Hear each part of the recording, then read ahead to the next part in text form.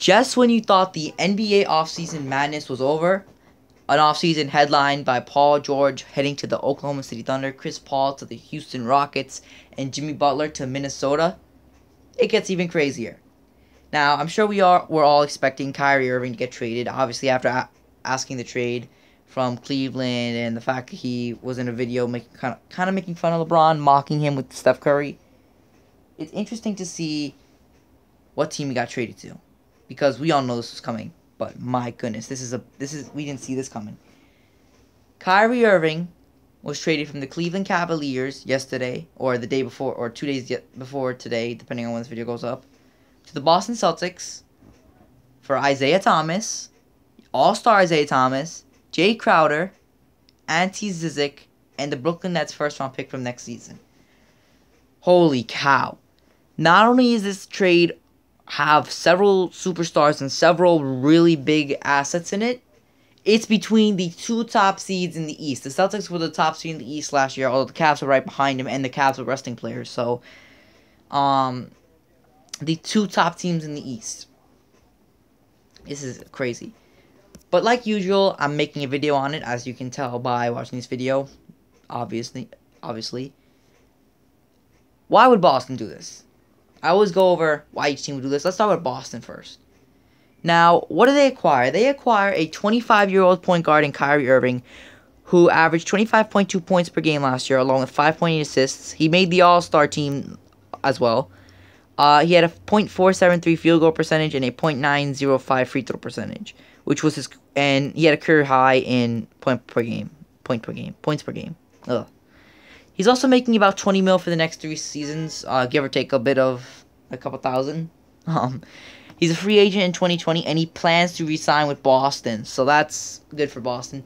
So Boston gets a All-Star. We all know how great Kyrie Irving is. He had that game-winning 3, the NBA Finals winning 3 over Curry.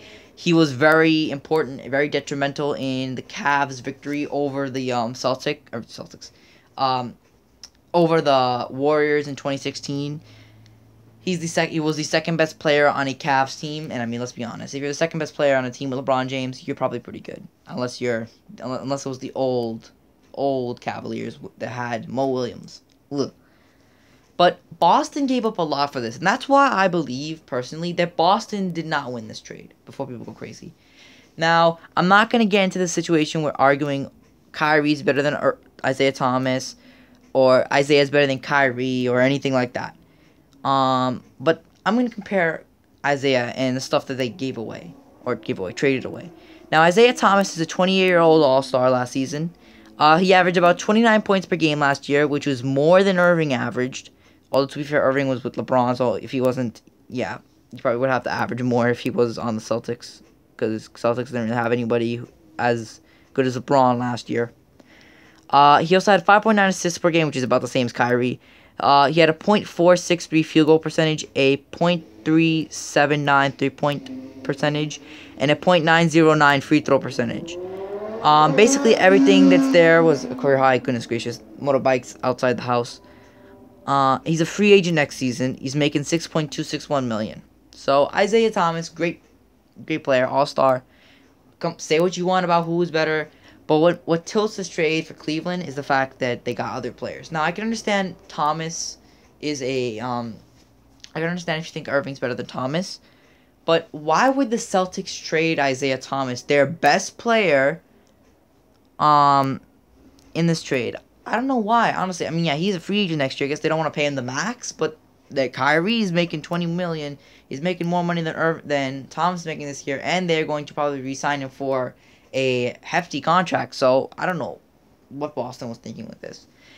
But what really tilts, what truly tilts us in Cleveland's favor, is the fact that Boston gave up Jay Crowder, 13.9 points per game, 5.8 rebounds, .398 three-point percentage, and .463 field goal percentage. He started last year, so solid player. He's not elite, obviously, but he's a solid bench player and someone who, I mean, he's obviously started last year, but I think if he's put on the bench and utilized the right way, he could be a very good, a very big difference maker for a contender. I mean, having that production off the bench can help, especially when you need to rest your starters. That's why the Warriors have Andre Iguodala He's their elite bench player.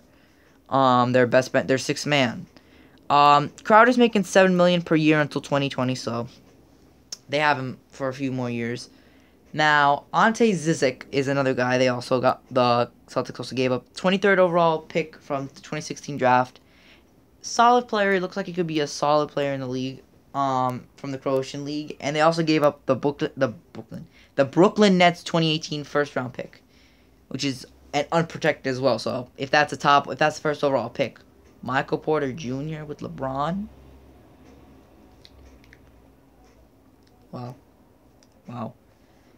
Anyways, this is a crazy trade. Now let's go on to. Well, never mind. I didn't finish. Boston did this. I don't know. I guess they felt like they needed Kyrie Irving's clutchness, but they gave up a lot to get Irving, especially when Thomas was putting up a good amount of production as well. And I definitely don't think that whatever value between Thomas and Irving, whatever difference in how good of a player they are, I don't think it's worth Jay Crowder, Ante Zizic, and the first overall pick, basically the first overall pick if you want to look at it that way. Or the best odds, the first overall pick. I mean, I don't think that's worth it for Irving, in my opinion. Kyrie's a great player, but I don't know if that's worth it, in my opinion. Now, why would Cleveland do this? Now, of course, we all heard that Kyrie Irving wanted to be traded from Cleveland, and he gave 4 destinations. Boston was not a destination that he preferred, but he still did well enough to, or still got on a well enough team. But what did the Cavs acquire? And this is why I think this is a great trade for the Cavs. They got Isaiah Thomas, as I said. You can see the same stats here, but Thomas puts up a little around the same. You can say Thomas may be older and he may need to be re-signed next year. And if he leaves the Cavs with LeBron, that could be an issue. But at the same time, he also puts up about the same amount of numbers as Irving did. And obviously, with Irving wanting the trade, you're not gonna get everything you want for Irving. But I think they got. To be honest, I think they got more than they should have for Irving. Honestly, I think they robbed the Celtics blind, in my opinion. But Thomas is just a great player. I mean, Irving, they're both great players. You can give me. I mean, I'm a Knicks fan. Derrick Rose was decent last year, but other than that, I mean, the best point guard we've had. I mean, Raymond Felton, probably Chauncey Billups out of his prime. Freaking Jose Calderon, Brandon Jennings Baron Jennings last season was kind of our backup point guard. He had to start a lot of games. He was decent, but yeah, any of these guys would be great. But again, as I've been saying several times, the Cavs also got a solid player in Crowder. Now, one problem the Cavs have been having is they haven't been really getting the most talented bench players and surrounding their team with the best players or the best role players and sixth man as the Warriors have. The Warriors management has been great. They've been drafting well and they have their draft picks. The Cavs didn't. So that's why getting Crowder is a big asset because he can be a nice guy off the bench. I mean, who knows? Maybe if you need some size. Actually, I don't know how tall is Crowder again. Crowder. But he's a guy that you can just play. He's a guy you can play off the bench. I mean, if they really want to, they could probably start him. But I think what their starting line is going to be now. They've got JR. They've got Isaiah Thomas, LeBron, obviously. They got Kevin Love and Tristan Thompson. Sorry, Crowder is 6'6", but Crowder can be someone who can, again, come off the bench, shoot the ball well. Obviously, very solid shooting percentage. Yeah. I mean, what else can I say about that? But yeah. Ante Zizic, another player, another asset that they acquired, a very solid asset to acquire. I mean, he's a first-round pick from Croatia. He has some potential. Again, the Cavs don't have any first-round picks, so getting this guy is essentially is a way of reprimanding. Jeez, I'm using too many big words. It's a way of kind of replacing the fact that they didn't have a first-round pick last season or this season, or I don't even know how long they haven't had a first-round pick. I mean, it's either they get the number 1 overall pick or they don't have their draft pick. Essentially, if you want to look at it that way. I mean, yeah, essentially that is what happens with the Cavs recently.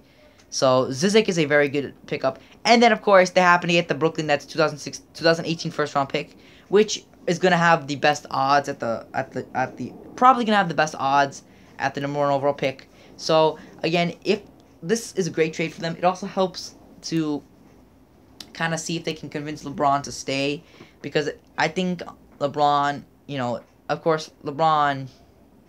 I mean, once Kyrie wants to leave, I mean, there's no one really there. But the fact now that they have Thomas, if they can re-sign Thomas, Zizic and Crowder can become very solid bench players and help LeBron, like when LeBron isn't on the court, or help LeBron when Isaiah Thomas or JR aren't playing, or Kevin Love, or everyone else other than LeBron, because LeBron just basically plays the entire game.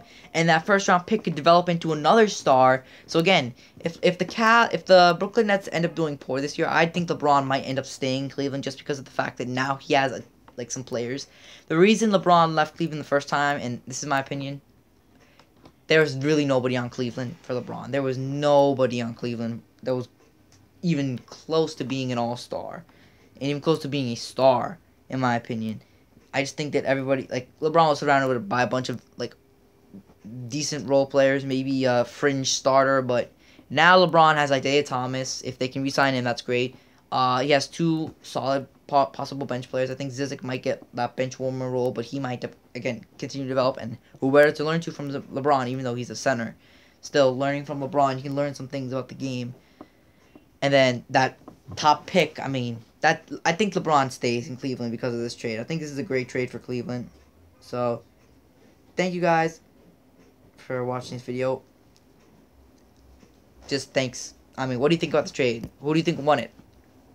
Cleveland won it.